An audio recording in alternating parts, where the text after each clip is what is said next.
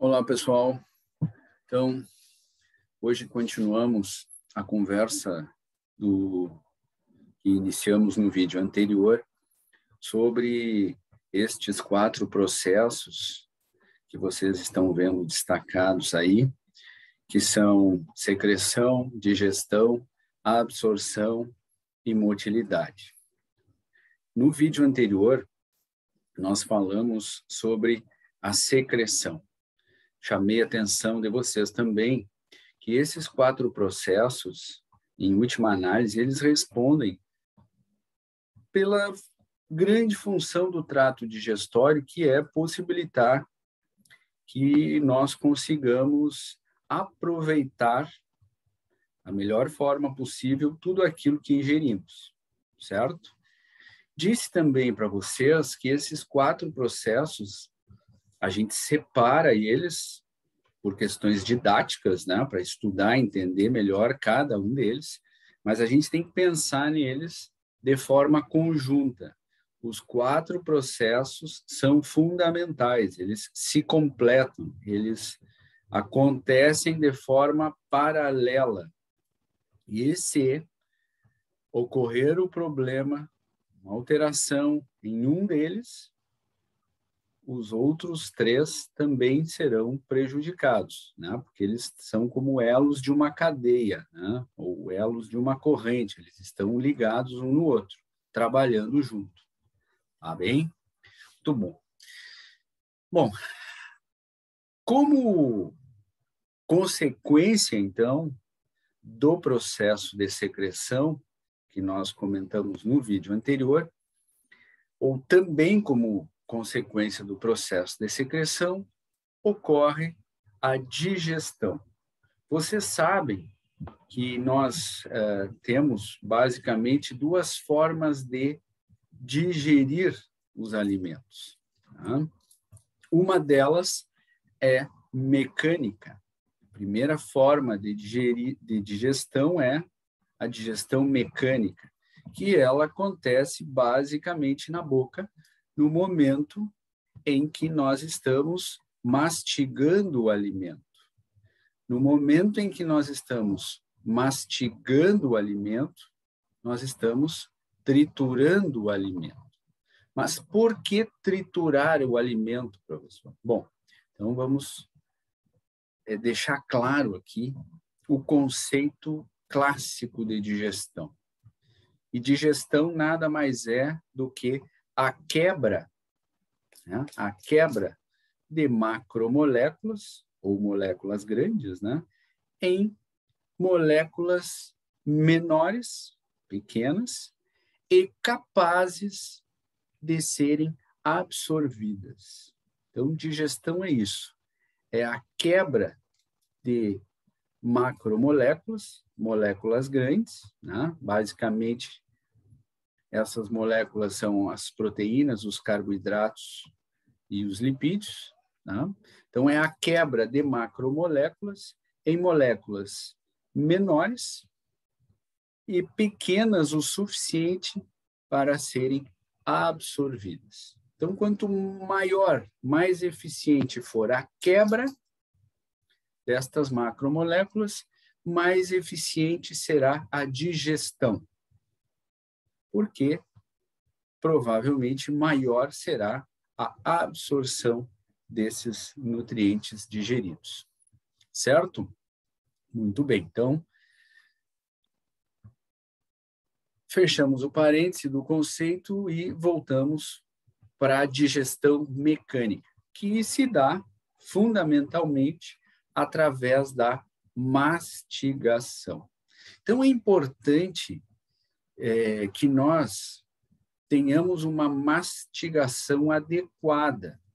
Né? Ela não pode ser uma mastigação como, fazer um exemplo grosseiro, como é o cachorro. Né? Todo mundo tem um cachorro em casa e todo mundo já viu um cachorro se alimentando. Né? Se der um pedaço de carne, ele faz bum, bum, e vai embora. Né? E deglute, engole. Não pode ser assim. Né? Nós não podemos fazer isso. O cachorro tem um pH super ácido lá no estômago e é uma questão de sobrevivência para ele se alimentar daquela forma para que ele consiga comer o mais rápido possível, né? Mas foi só um exemplo grosseiro, né? O que nós precisamos é ter em mente, nós precisamos mastigar de forma adequada o alimento, porque na medida em que nós estamos mastigando, nós estamos fazendo duas coisas. A primeira, nós estamos digerindo este alimento mecanicamente e estamos facilitando o nosso trabalho de digestão, que virá a seguir, né, lá no estômago e principalmente no intestino delgado, certo? E uma segunda coisa que nós já estamos fazendo, mesmo sem nos darmos conta, é que ao mastigarmos, a movimentação, né, desta articulação temporomandibular, a presença do alimento na boca, né, em contato com a mucosa, fazendo com que as nossas glândulas salivares estejam secretando saliva, todos esses aspectos que estão acontecendo na nossa boca, ou seja, movimentação temporomandibular, né? Secreção de saliva, contato, né, deste alimento com a mucosa bucal, são estímulos que estão chegando ao nosso cérebro. São estímulos sensitivos que são enviados para o nosso cérebro, né? O nosso encéfalo. E lá no nosso córtex, nós recebemos essas informações, elaboramos todas essas informações, e uma das consequências dessas informações é já começar a estimular os centros, ou o centro nervoso da saciedade, né? Que se localiza no hipotálamo, certo? E qual a consequência de nós já iniciarmos a estimulação do nosso centro nervoso da saciedade? É que, fatalmente, quanto mais rapidamente e quanto mais estimulados forem o centro da saciedade, menos nós vamos comer, certo? Então, naquele processo de reeducação alimentar, né, ou naquele processo de educação alimentar, que a gente pode fazer com a criança, por exemplo, né, é importante, desde cedo, a gente criar o hábito de mastigar bem o alimento. Tá? Uma vez eu encontrei numa literatura, mas eu confesso para vocês que eu não sei se isso é verdadeiro, que a gente deveria mastigar o alimento 53 vezes, 53 mastigações antes de deglutir. Eu não sei se isso é verdade, tá? Mas eu encontrei numa literatura. Aliás, não sei se isso funciona, né? E confesso para vocês que nunca contei o meu número de mastigações, né? Mas, enfim, é só um dado curioso, né? Mas o importante é que vocês entendam, então, que a digestão ela já se inicia na boca, principalmente de forma mecânica, a partir da mastigação.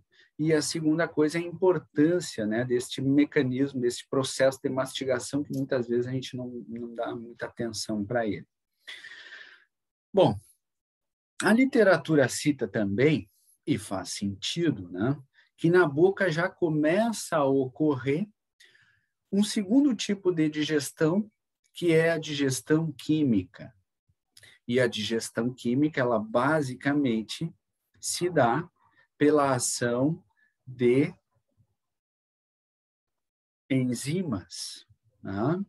Então, existem enzimas presentes na saliva que são capazes de iniciar uma digestão química deste alimento. Por outro lado, em função do pouco tempo de contato, né, que estas enzimas presentes na saliva têm com o alimento, é pouco tempo de contato, são segundos, na melhor das hipóteses, poucos minutos, né, de contato, ou seja, no momento basicamente em que nós estamos mastigando, ensalivando o alimento, essas enzimas, então, estão sendo liberadas. Depois nós deglutimos esse alimento. A deglutição, você sabe, é extremamente rápida, né? Que é basicamente a passagem, né, do alimento. Depois a gente vai ver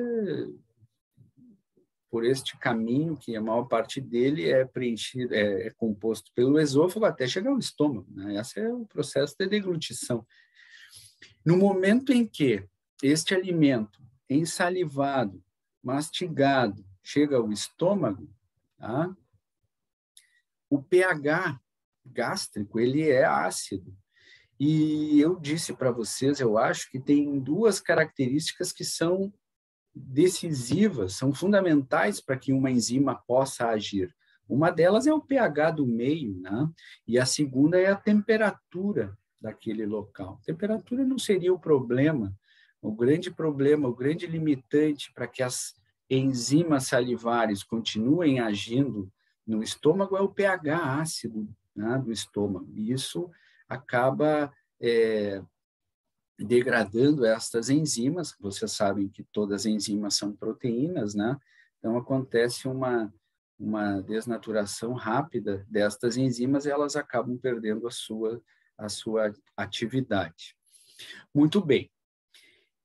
Depois, quando já o alimento, né, chega ao estômago e, portanto, ele já não é ele já não é um alimento igual ao que ele foi colocado na cavidade oral, porque ele já foi mastigado, ele já foi ensalivado, né? Teoricamente já há a ação de enzimas, então este bolo alimentar que chegou ao estômago a gente acaba chamando ele de quimo, tá? E aí tem várias etapas, né, desse processo, dessa nomenclatura, mas enfim. O fato é que no estômago já há secreção do suco gástrico, já há secreção de água, já há secreção de muco e, consequentemente, também já há a ação, a presença, a secreção de algumas enzimas. Então, já ocorre no estômago, mesmo que limitada, também já ocorre o processo de digestão, né? Por exemplo, o ácido clorídrico presente no suco gástrico, ele também já vai degradando algumas proteínas, né? Já vai clivando algumas proteínas, ou seja, já está transformando macromoléculas em moléculas menores. E quando este quimo chega ao intestino delgado, né, quando ele começa a chegar no intestino delgado, que ele entra ali no duodeno, que é a primeira parte do intestino delgado, e deixa eu pegar minha caneta, e aí vocês percebem aqui no desenho, né? Vocês percebem aqui no desenho, deixa eu pegar uma outra coisa. Então, vocês percebem aqui no desenho que na porção inicial do intestino delgado, que ele chama aqui de small intestine, né? Vocês estão vendo que estas flechinhas vermelhas, né, elas estão em maior quantidade. As flechas vermelhas representam a secreção. Elas estão em maior quantidade aqui. Ele colocou maior quantidade de flechinhas vermelhas para representar que o processo de secreção ele se intensifica no intestino delgado em relação ao estômago, mas principalmente naquela porção inicial do intestino delgado, que é o duodeno, tá? E, consequentemente, se há uma maior quantidade de secreção aqui, o processo de digestão ele também é intensificado, né? Então, nós temos uma grande quantidade de enzimas, proenzimas aqui no duodeno, porque nós temos aqui na liberação, a secreção no duodeno, nós temos, além da secreção de enzimas a partir de células epiteliais, nós também temos a secreção da bile e também temos a secreção do suco pancreático, né? Ali no duodeno. Então, é natural que a gente entenda que o processo de digestão e agora digestão química, né? Já no estômago, digestão química, aqui no intestino, obviamente, principalmente digestão química, ou basicamente digestão química, né? Está se intensificando, né? Isso vai aumentando. certo? Vou fazer um parêntese. Existe na literatura também a citação de que, vocês sabem, né, que no esôfago, depois no estômago, depois no intestino, já começa a ocorrer, ou já ocorrem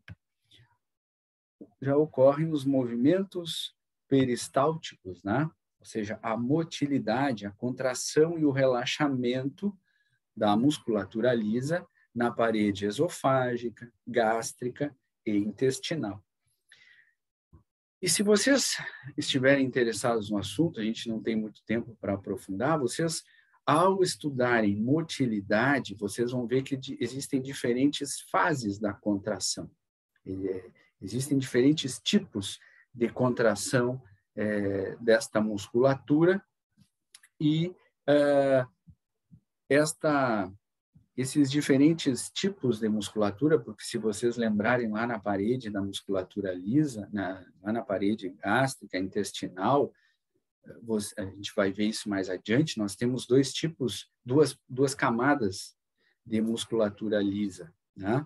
Basicamente, o que muda entre essas duas camadas de musculatura lisa presente na parede gastrointestinal é a disposição das fibras musculares lisas, né?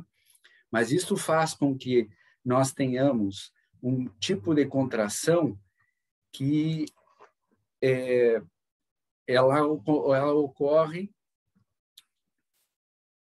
principalmente com o objetivo, digamos assim, de pressionar esses alimentos. E isso acaba, de certa forma, auxiliando também na quebra de macromoléculas, tá? E, teoricamente, a motilidade também é capaz de estimular, até certo ponto, a digestão mecânica. E nós também temos outro tipo de contração que vai fazer com que este quimo ele consiga progredir, né? Ou seja, primeiro ele consiga, através das contrações gástricas, passar gradualmente, né, do relaxamento do esfíncter também, né, que ele passe gradualmente para o duodeno e depois ele vá sendo deslocado ao longo do intestino, certo? Se vocês tiverem interesse, podem dar uma procurada nestas informações, qualquer coisa me perguntem, vocês vão encontrar também informações relacionadas à importância das células de Cajal, né? Cajal, na motilidade, vocês vão encontrar até algumas alterações relacionadas a problemas ou a disfunções nos processos de motilidade, como, por exemplo, o colo irritável, né? Que existe uma exacerbação desses movimentos peristálticos, principalmente no colo transverso, ali no intestino grosso. Isso causa dor, né? Desconforto, enfim. Foi só um parêntese que eu fiz aqui para dizer para vocês que é possível que vocês encontrem na literatura que no estômago e principalmente no intestino, além da digestão química, que é o forte que acontece aí, vocês podem encontrar referência também a uma digestão mecânica através do processo de motilidade, tá? Eu mais ou menos faço a seguinte comparação. Fiquem com ela se servir para vocês. Lá na cavidade oral, na boca, acontece muito pouca digestão química. Basicamente, a digestão mecânica. Aqui no trato gastrointestinal, eu assumo que acontece muito pouca digestão mecânica.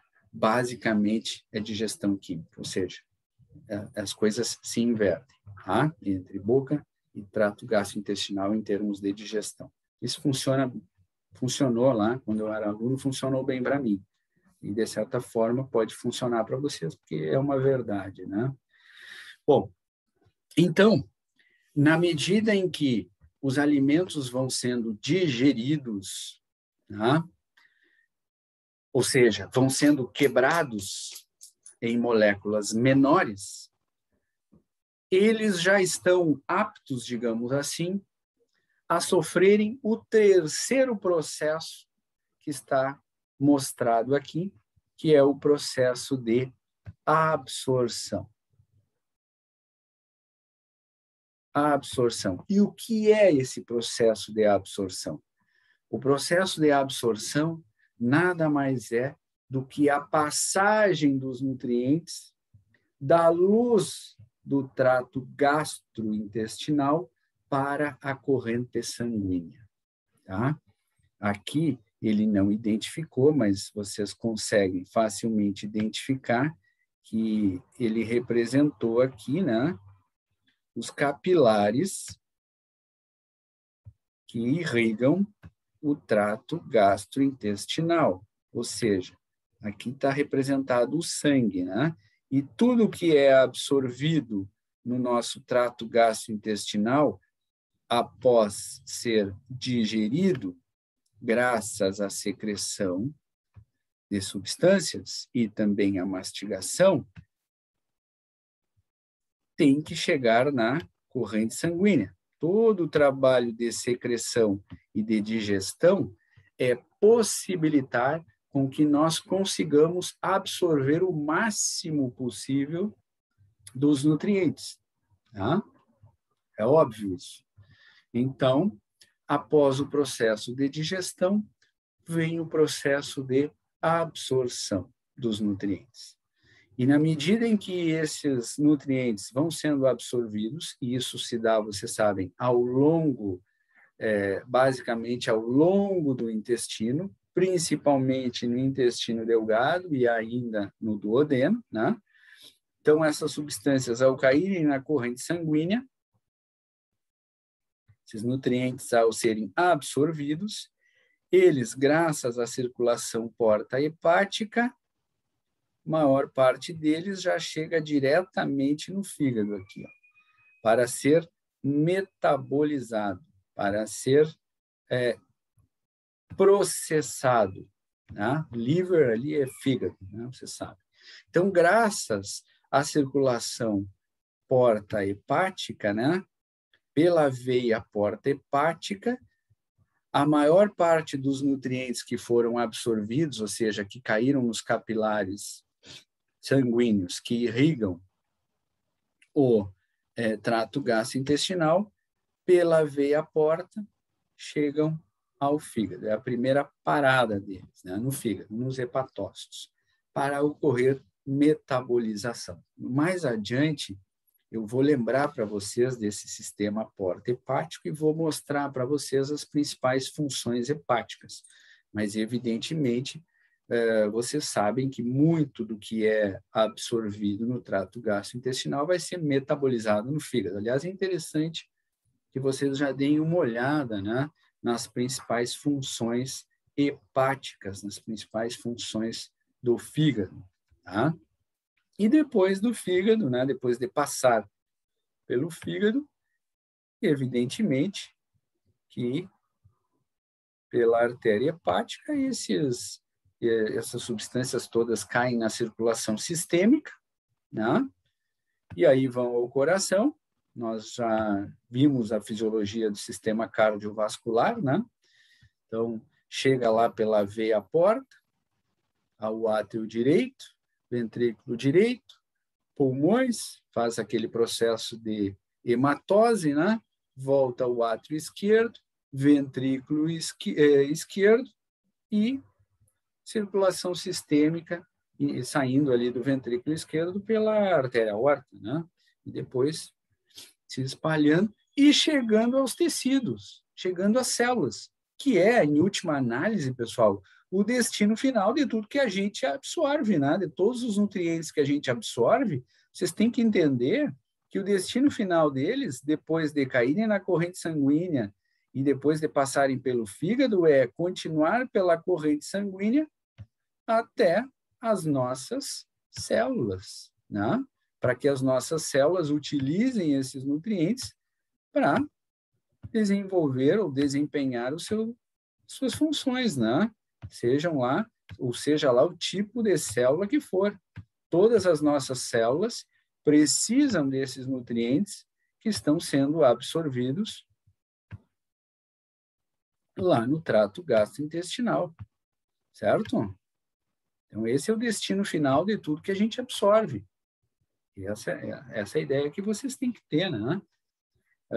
Infelizmente, como a gente não tem uma alimentação completamente saudável, muitas coisas, digamos assim, que não são tão boas para nós, acabam caindo na corrente sanguínea, nós absorvemos, caem na corrente sanguínea e vão chegar nas nossas células, né? E estão circulando aí no nosso organismo, né? Mas isso é tudo uma questão de educar. O bom é que nós somos os únicos responsáveis por tudo aquilo que nós ingerimos. Esse é o bom, né? E o papel de vocês, daqueles que forem trabalhar na clínica, é justamente conscientizar as pessoas. Olha, o ideal é que tu tenhas uma alimentação assim, assim, assado. Se tu não tiveres, tu terás esse e esses prejuízos. Se tu tiveres essa alimentação balanceada, com tudo que eu estou te indicando aqui, tu terás esse e esse benefício. Quer dizer, mas a pessoa é que é o seu juiz, né? A pessoa é que vai escolher o que ela vai ingerir, né? Cabe a vocês deixar bem claro, né? Então, é importante que vocês saibam que o destino final de tudo que a gente come é o nosso sangue e as nossas células. Tá? Muito bem. A gente vai voltar a falar mais sobre essa circulação porta-hepática. Tá? Bom, então, pessoal, vocês estão vendo aqui aquela relação entre esses 4 processos, né? Ou seja, a gente secreta substâncias para que a gente possa digerir da melhor forma possível os alimentos e a gente digere os alimentos para que a gente possa absorver a maior quantidade possível de nutrientes. E auxiliando o andamento, digamos assim, do quimo ao longo do nosso trato digestório, está o 4º processo aqui, que é a motilidade. Então, espero que esteja claro para vocês que se nós tivermos uma alteração em um destes 4 mecanismos, processos, nós teremos consequências nos demais. Porque se a secreção não ocorre de forma adequada, a digestão fica prejudicada. Se a digestão fica prejudicada, a absorção vai ser prejudicada também, certo? Se a motilidade estiver alterada, não vai dar tempo de digerir adequadamente, e se não digere de forma adequada, interfere na absorção, certo? Tá bem? Se houver uma secreção, uma alteração na secreção, é possível que a motilidade seja alterada. A motilidade sendo alterada, a digestão, ou seja, são 4 processos que se completam. Isso é interessante que vocês tenham claro também. Né? E, obviamente, tudo que não for absorvido, ou seja, que continuar presente no trato gastrointestinal, será excretado e eliminado nas fezes, certo? Tá bem? Então, essa é a relação entre os processos que respondem, em última análise, pela função do trato gastrointestinal. Bom, a gente está se aproximando, nós estamos nos aproximando do nosso tempo previsto, e a partir do próximo vídeo, pessoal, eu vou começar a tratar do controle destes processos, de que forma nós controlamos estes processos, porque estes processos não ocorrem ao bel prazer, não, né? Nós controlamos, nós temos um controle sobre estes processos, tá? E muito desse controle envolve sistema nervoso. Também envolve sistema endócrino. E também envolve substâncias com ação autócrina e parácrina. E é sobre isso que a gente vai começar a conversar no próximo vídeo, certo? Dúvidas, vocês já sabem, podem ou devem tirá-las pelo WhatsApp, pelo e-mail e etc. Tá bom? Um abraço, até o próximo.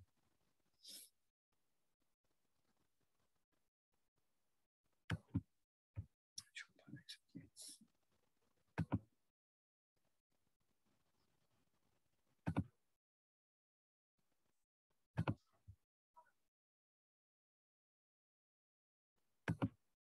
Tchau, tchau.